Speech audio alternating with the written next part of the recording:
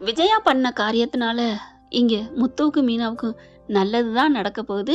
சிந்தாமணியும் விஜயாவும் மண்ணை கவ போறது உறுதி அப்படின்னு நினைக்கிறவங்க நம்ம சேனலுக்கு உங்க பொண்ணான கையால ஒரு லைக்கை போட்டு சப்ஸ்கிரைப் பண்ணி ஆதரவு கொடுங்க அன்பு உறவுகளே.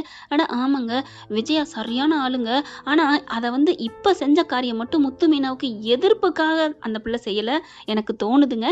ஏன்னா சிந்தாமணி மண்ணக்கவை வைக்கணும், பாருடி உன் புள்ள இந்த மாதிரி ஒண்ணும் இல்லாதவன தாலி கட்டிக்கிட்டா அப்படிங்கிறத தெரிவிக்கணுங்கிறக்காக தான் இன்னைக்கு இந்த அம்மா பண்ற வேலை. தெரிஞ்சகையோட இங்க வந்துகிட்டு இருக்கு. இதையும் பார்வதிட்ட சொல்ல பார்வதி செம்ம காண்டாகுது. நீலாம் என்ன மனுஷ ஜென்மம், என்னம்மா என்ன விஜய் அப்படி பண்ணி வச்சிருக்க? அட விடு பார்வதி, அவ வர்றதுக்குள்ள என் கல்யாணம் நடக்குதோ இல்லையா, அவ அசிங்கப்பட்டு நிக்கணும் அப்படி இப்படின்னு விஜயா பேச, ச்சே உன்னை நான் எவ்வளவோ நான் பாவம் போயிட்டு போகுது, ஃப்ரெண்ட் ஆயிட்டோம் பழகிட்டோம் நான் நினைச்சிட்டு இருக்கேன், இப்படி பண்ணிட்டிய விஜயா, இப்ப மட்டும் கல்யாணம் நடக்காம இருக்கட்டும்.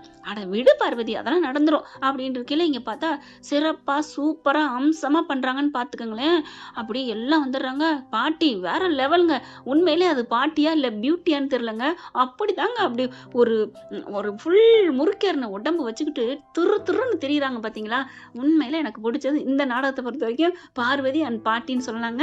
இப்ப ரெடியா எல்லாம் மந்திரம் ஓதி சீக்கிரம் அப்படின்னு இருக்கல நேரம் அங்க இருந்து வருது. சிந்தாமணி பார்த்தோன்னா ஆடி போறாங்க. சீக்கிரம் தாலியை கட்டுங்க அப்படிங்கிறாங்க. விஜயாவுக்கு ஒரே சந்தோஷம். தாலியையும் கட்டி முடிச்சிடுறாங்க. கட்டி முடிக்காதுங்க வருது என்று வர குறுக்க பாஞ்சிடறாரு முத்து. விடுவாரா என்ன? அடுத்து எல்லாம் கொய்யா முய்யான்னு ஒரே சவுண்டு. எங்க வந்த ஏய் ஓயின்னு சொல்லி பிடிக்க, ஏய் அடியே பண்ணிட்டியடி என் மகளுக்கு இப்படி தாலியை கட்ட வச்சுட்டியடி அடியே மீனா அப்படி இப்படின்னு கத்துறாங்க. ஓ மகளும் சேர்ந்தானமா வந்திருக்கு. அது என்னங்க, ஏதாவது ஒன்னா ரெண்டு பேரும் தப்பு பண்ண இடத்துல ஒருத்தனை மட்டும் குற்றம் பண்ணி பேசுறது எனக்கு என்னமோ பிடிக்கலங்க. இப்ப ரீசெண்டா நாட்டிலே அதான் நடந்துட்டு இருக்கு. ஒருத்தன் மேல மட்டும் தப்பு பண்ணக்கூடாதுங்க. ரெண்டு பேரும் ஜாடியும் மூடியும் சேர்ந்து ஒன்னா இருந்தா மூடியை மட்டும் தப்பு சொல்லலாமா என்ன? இப்ப ரேகா விட்டுட்டு சத்யா மட்டுமே தப்பு சொல்றாங்க. அடுத்து முத்து விடல, சும்மா பிடிச்சி மல்லு கட்டுறாங்க. அவங்க அப்பாவுக்கும் செம்ம கோவம் வருது. அப்படி பாக்குறாரு. ஏமா அப்படி பண்ண, அப்பா என்ன மன்னிச்சிருங்கப்பா, எனக்கு இதை விட்டா வேற வழியே தெரியலப்பா அப்படிங்கிறாங்க. எனக்கு சத்யாவை ரொம்ப பிடிக்குதுப்பா, நம்ம இப்ப நல்லபடியா நல்லா ஃபைனான்ஸ் பண்றோம்னா சத்யானால தானே, ஏப்பா புரிஞ்சுக்க மாட்டேங்கிறீங்க, ப்ளீஸ்ப்பா, அம்மா ஊருப்பட்ட பாவத்தை வாங்கி வச்சிருக்குப்பா, என்ன மன்னிச்சிருங்கப்பா அப்படின்னு அழுகுது. காலில் விழுகுது. அப்படிங்கிற தள்ளி நிக்கிறாரு. ஏங்க இவளை நீங்க மன்னிக்காதீங்க, ஏய் இங்க பாரு தாலியை கழட்டி தூக்கி ஏறிடி, அடேசா சத்யா நீ என் மகள் கழுத்துல தாலி கட்ட உன்னை விட மாட்டேன்டா அப்படிங்கல. இங்க பாரு சிந்தாமணி பொறுமையா இரு, இனி ஒண்ணும் பண்ண முடியாது அப்படின்னு அவங்க அப்பா சொன்னா எல்லாரும் ஆடி பாக்குற அப்படியே ஒரு மாதிரி ஆகுறாங்க. ஆடி போய் பாக்குறாங்க. முத்து சார் சொல்றது கேளுங்க. அந்த பாட்டியும் வருது. ஏன் ஒண்ணும் இல்லாதன்னு நீங்க நினைக்கிறீங்க, இங்க சொத்து எவ்வளவு இருக்கு தெரியுமா அத்தை? உடனே விஜயாவுக்கு தூக்கி வாரி போடுது. என்னது சொத்து? உங்க சொத்தை அங்கே கொடுக்க போறீங்களா? ஏன் பிள்ளைல சொத்தா என்ன?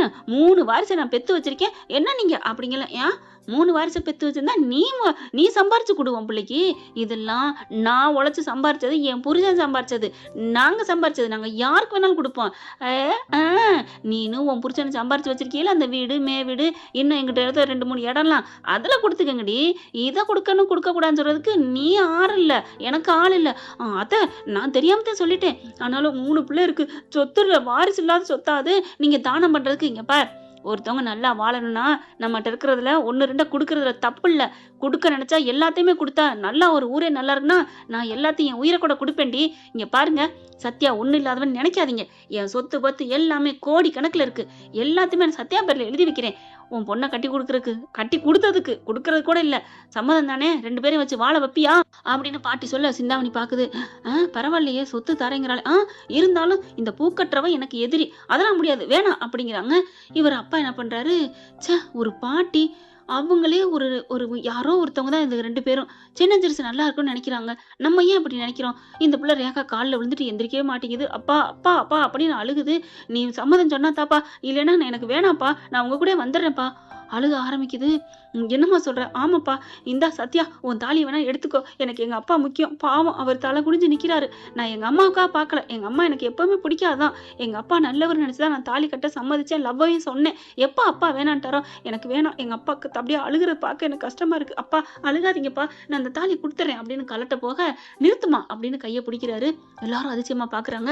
அப்பா என்னப்பா, விடுமா, எனக்கா நீ எப்போ நீ விரும்பின அவனே வேணான்ட்டு தாலியை தூக்கி போட துணிஞ்சியோ அப்பவே நான் ஒரு நல்ல மனுஷனா இருந்தா, நல்ல அப்பனா இருந்தா, ஒரு நல்ல பொண்ணை வளர்த்ததுனா உண்மையா இருந்தா உன்னை நான் ஏத்துக்கணுமா? உன் புருஷனை நான் ஏத்துக்கணும்.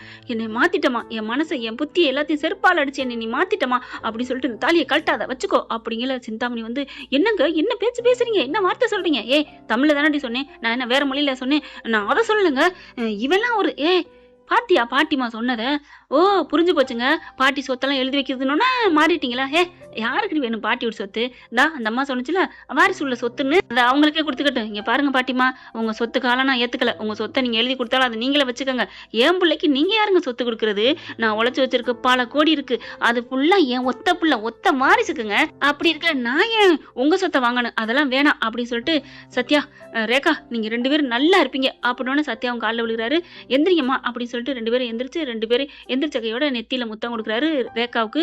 சிந்தாமணி பாக்குது, என் புள்ள மனசை மாத்திட்டீங்களடி, என் புருஷ மனசை மாத்திட்டீங்களா அப்படி இப்படிங்கள. விஜயா பாக்குது, ஐயோ என்னது சேர்த்துக்கிட்டாங்களே அப்படின்னு பார்க்க, அப்புறம் உங்க எல்லாருக்கும் இன்னொன்னு சொல்லணும், முத்து மீனா வராங்க, ரொம்ப சாரி சார், ரொம்ப நன்றி சார் அப்படிங்கிறாங்க. விடுப்பா, நீ உன்னை பத்தி எனக்கு நல்லா தெரியும், உன் மச்சனனுக்காக நீ இவ்வளவு பாடுபடுற, இந்த பாட்டி யாருக்கோ இவங்களுக்காக சொத்தை எழுதி வைக்கிறேங்கிறாங்க. இப்படி இருக்கல என் பெத்த புள்ள ஆசைக்கா நான் இது கூட இறங்கலைன்னா என்ன அப்படிங்கிறாரு.